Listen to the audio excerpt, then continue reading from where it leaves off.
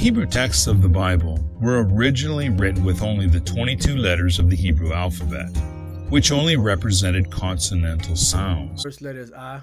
As you see here, the pronunciations are here on the bottom. And then we have the characters. You got the A, Ba, Ga, Da, Ha, Wa, Za, Ha, Ta, Ya, Ka, La, Ma, Na, Sa, I, Pa, Ta, Za, Kwa, Ra, Sha, and Tha. And the only difference in the sound is the I. So you have the I and the I sound. Very simple language to learn.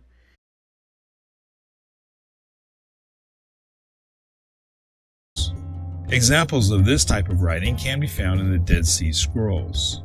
As no vowel sounds were originally included in the text, they had to be memorized. Around the 10th century AD, a group of Jewish scribes called Masoretes created a system of dots and dashes called nikudot, or vowel pointings, and added these to the Hebrew text.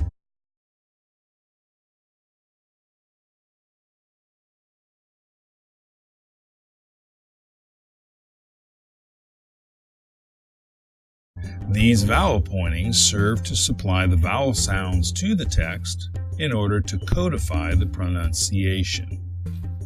The Masoretes also included notes in the margins of the text.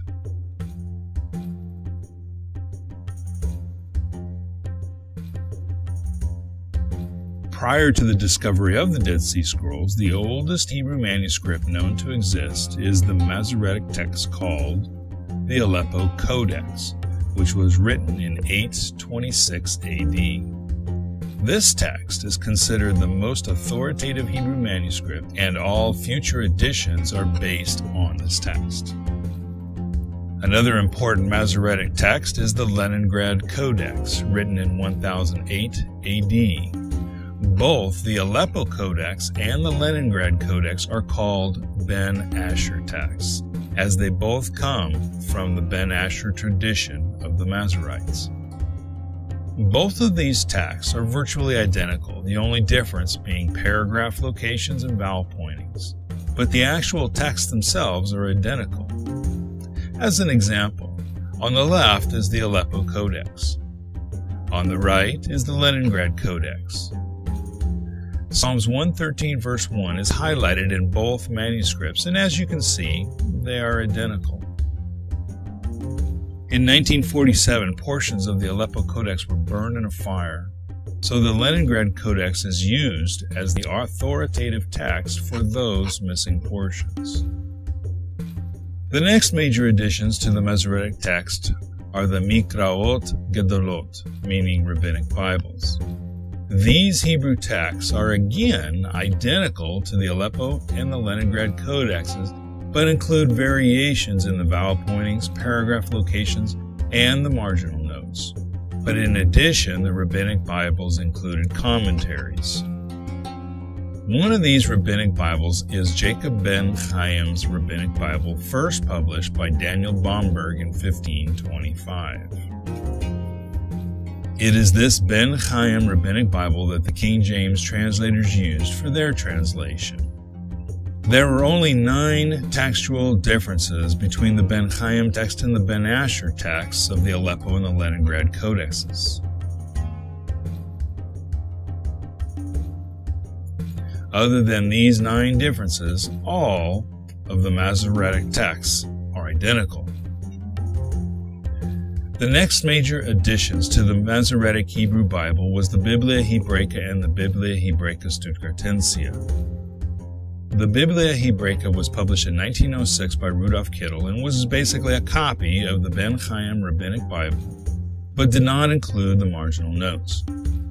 The Biblia Hebraica Stuttgartensia was printed by Paul Kali in 1977 and is a copy of the Leningrad Codex, but revised the marginal notes. In both cases, the Hebrew texts of the Biblia Hebraica and the Biblia Hebraica Stuttgartensia are identical to each other and to the Ben Chaim and the Ben Asher texts. The bottom line is that while there are many different versions of the Masoretic text, they are all the same when it comes to the text itself.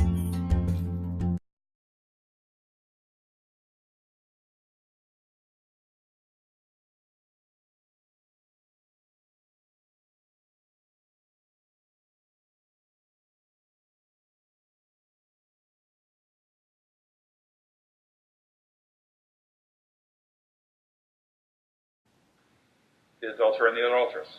Are there errors in the Masoretic text? Yes, there are errors there. Do we want to take the Hebrew and take our scissors and cut that verse out? No, for two reasons. One is, we don't know where all of the errors are. We may think it's an error, but maybe it's not. We don't know. There are times where, it could be, but it may not be. We don't know. And also, we want to preserve the text the way it is. And Judaism does still do that today. If there's an error, they still preserve it. And they continue on. Okay, and that...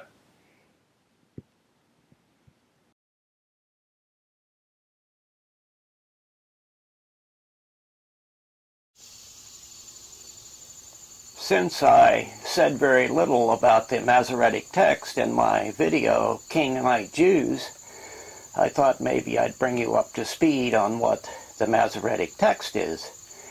It's a deception that the Antichrist Jews worked on from, I guess, around 500 AD to about 900 AD when they got it finished. And they had taken our Septuagint and our Paleo-Hebrew and translated it into their fraudulent Hebrew and inserted thousands of mistranslations so that the Christians wouldn't know what the Bible was really saying. As a consequence, in 1611, when the KJV was written, they depended on these liars to help them translate the KJV. So there are many mistranslations in the KJV that completely eradicate the meanings. For instance, the word Gentile means kinsman in most places. It doesn't mean non-Jew or non-Israelite. It means kinsman, which is why Jesus is our kinsman redeemer. So that's just one example of the things that they screwed up in our Bibles. And then they took out 14 books when they removed the text in between the Old and New Testament. For instance, the book of Maccabees, which is very important. The entire Apocrypha was removed, so that also left a blank in our knowledge of what really happened between the Old and New Testament.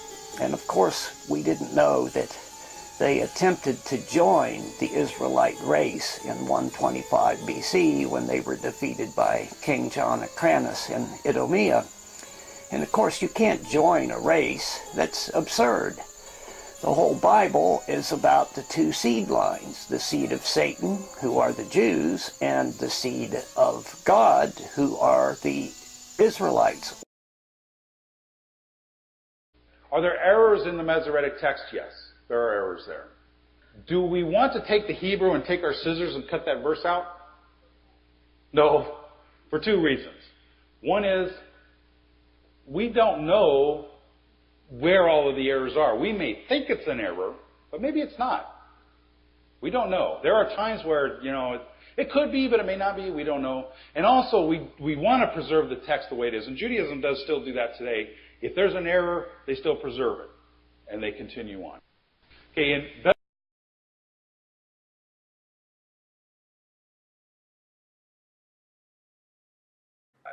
so there is not only some accidental changes within the text like we looked at, there are actually some changes that were made on purpose.